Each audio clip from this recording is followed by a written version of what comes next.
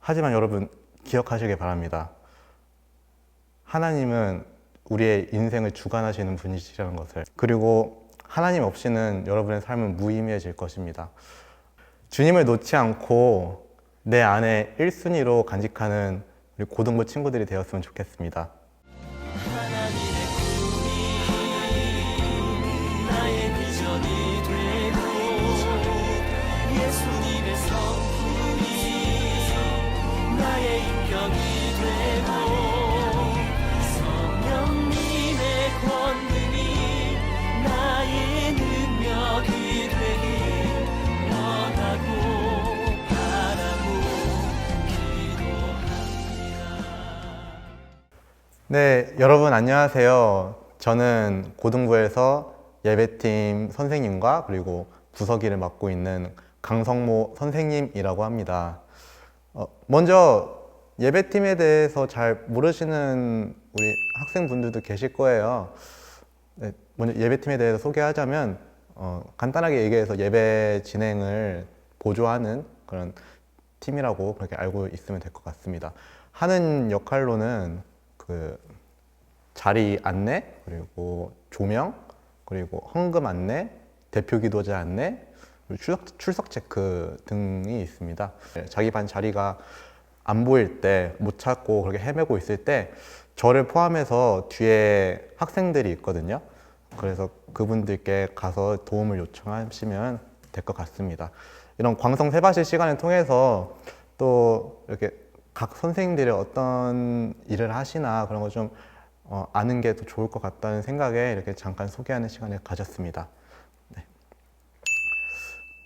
이제 수행평가가 엄청 많이 밀렸던 수행평가가 이제 거의 다 끝났고, 근데 이제는 또 기말고사가 또 2주밖에 안 남은 그런 급박한 상황일 거예요. 네, 생각보다 많이 바쁘실 거라고 생각합니다. 네. 나름 열심히 수행평가 다 준비했는데 정작 시험은 2주밖에 남지도 않고, 아무리 계획을 짜봐도 내가 이거를 기말고사 분량을 다 해낼 수 있을지 그렇게 의심이 가기도 하고, 그런 많이 좀 막연한 그런 상황에 처한 그런 학생들이 많을 거라 생각합니다.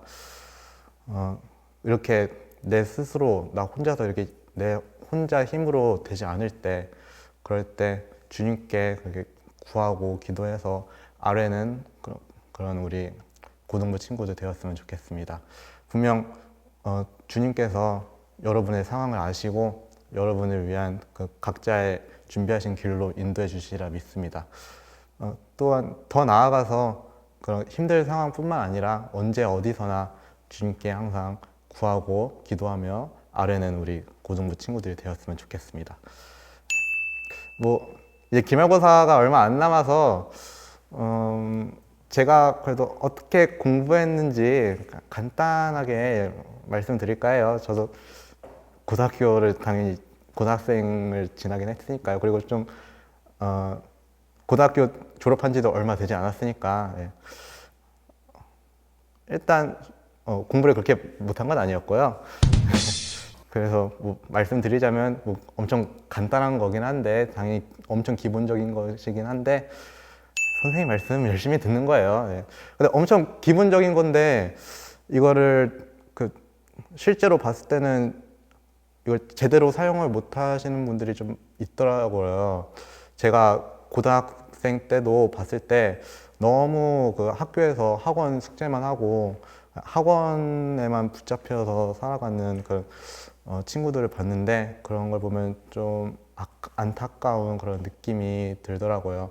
왜냐하면 시험 출제자는 학교 선생님이 이제 학원 선생님은 아니잖아요. 네. 더군다나 이제 시험 2주 정도밖에 안 남았는데 아마 시험 문제 이미 출제하신 선생님도 계실 테고, 아니면 문제 출제 중이신 그런 선생님들도 계실 텐데, 수업하실 때 그 문제, 자신이 출제한 문제가 들어올까요? 안 들어올까요? 네, 당연히 들어오겠죠. 그러다 보니까 강조할 수밖에 없을 테고요. 그런 걸 좀 잘 캐치하셔서 이렇게 좀 촉박한 시간에 좀 효율적으로 공부하셨으면 하는 마음입니다. 네. 저 같은 경우는 학원을 고등학교 1학년 때까지만 해도 영어랑 수학 학원만 다녔고 고등학교 2학년 때부터는 수학 학원만 다녔어요. 생각보다 학원을 좀 적게 다니는 편이긴 하죠. 수학 학원을 계속 다녔던 이유는 그걸 안 다니면 아예 수학 공부를 안 할 것 같아서였어요. 왜냐면 제가 생각하기에 학원의 가장 좋은 기능이 분위기 만드는 거라 생각하거든요. 그런 점에서 학원은 되게 좋다고 생각합니다. 제가 학원을 다니지 말라는 뜻은 아니에요. 다만 너무 학원에 의지하면 안 좋지 않을까 그런 마음에서 이렇게 말씀드립니다. 여러분 아마 기말고사 때 그 한 번쯤 겪어보셨을 거예요. 그 예체능 과목, 음악, 미술, 체육 이런 것들은 그리고 기말고사 때 보기도 하는 경우가 있잖아요. 그때 그 선생님께서 그냥 아예 정리본을 주시거나 아니면 한 2시간 정도에 걸쳐서 교과서에 그냥 어느 부분 표시해라, 체크해라, 여기 안에서 시험 문제 나온다 이런 식으로 정리해 주시는 경우가 있잖아요. 그러면 엄청 편하긴 하죠. 그것만 보면 되니까 엄청 간단하잖아요. 그러면 다른 과목들은 그렇지 않을까요? 솔직히 제가 생각할 때는 별반 차이가 없을 거라고 생각합니다. 그 주요 과목에서도.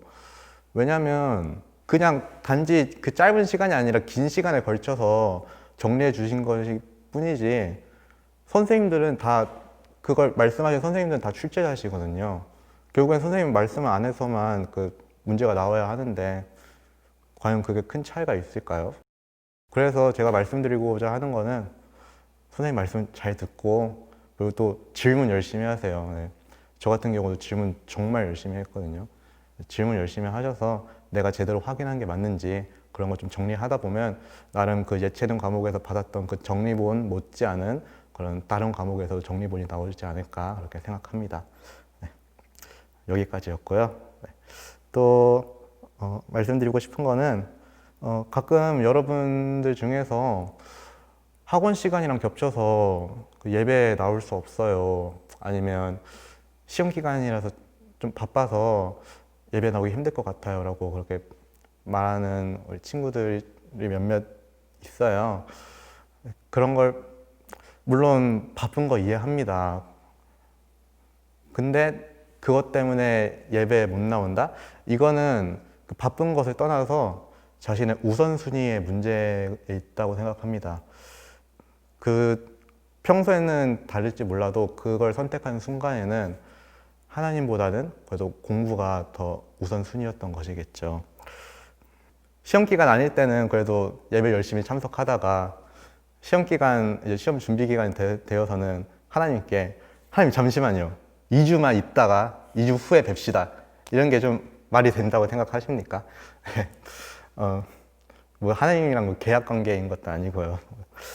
예배에 참여하냐 아니면 학원을 가냐 또는 시험 공부를 더 하냐 아마 이런 것은 일종의 시험이라고 볼 수 있겠어요.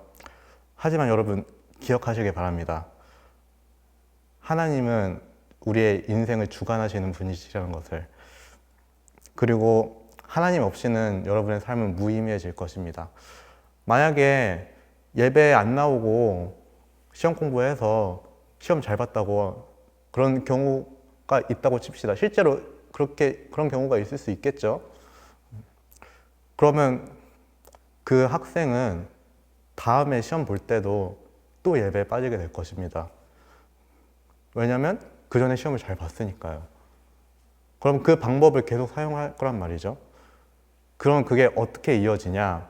나중에 마음속에 이렇게 내가 시험 잘 본 거는 하나님이 하신 게 아니라 내가 해낸 일이다 이런 마음을 품게 됩니다. 죄악을 품게 되는 거예요. 악마의 유혹에 빠졌다고 볼 수 있겠죠. 과연 이것이 하나님께서 보시기에 기쁘실까요? 저는 아니라고 봅니다. 그리고 솔직해져 봐요. 내가 스스로 생각하기에도 좀 딴짓하는 시간이 좀 있긴 하잖아요. 네. 물론 제가 이렇게 말한다고 쉬는 시간이 필요 없다는 건 아닙니다. 쉬는 시간 당연히 필요해요. 네. 공부하는데 쉬는 시간 없이는 공부 못하죠. 네. 하지만 그냥 핸드폰만 만지작 거리면서 한 3-4시간 정도 너무 과하게 딴짓하는 그런 모습을 발견하신 분이 있다면 과연 이렇게 그 예배에 빠진다는 거는 핑계가 아닐까 싶습니다. 게다가 이 영상과 마찬가지로 요즘은 예배가 다 그 유튜브로도 올라오잖아요. 이젠 언제 어디서나 볼 수도 있는데 과연 이런 말을 더 할 수 있을까 싶네요. 네. 여러분, 주님을 놓지 마시기 바랍니다. 주님께서 내 인생의 1순위에 있다가 이제 2순위로 밀려나서부터는 3순위, 4순위, 그리고 보이지 않는 그 엄청 먼 순위까지 가는 것은 순식간입니다. 주님을 놓지 않고 내 안에 1순위로 간직하는 우리 고등부 친구들이 되었으면 좋겠습니다. 주님 붙잡고 나아가서 언제 어디서든지 주님께 구하고 아뢰는, 그래서 시험 직전에도 주님께 기도하며 시작하는 우리 고등부 여러분 되었으면 좋겠습니다. 감사합니다.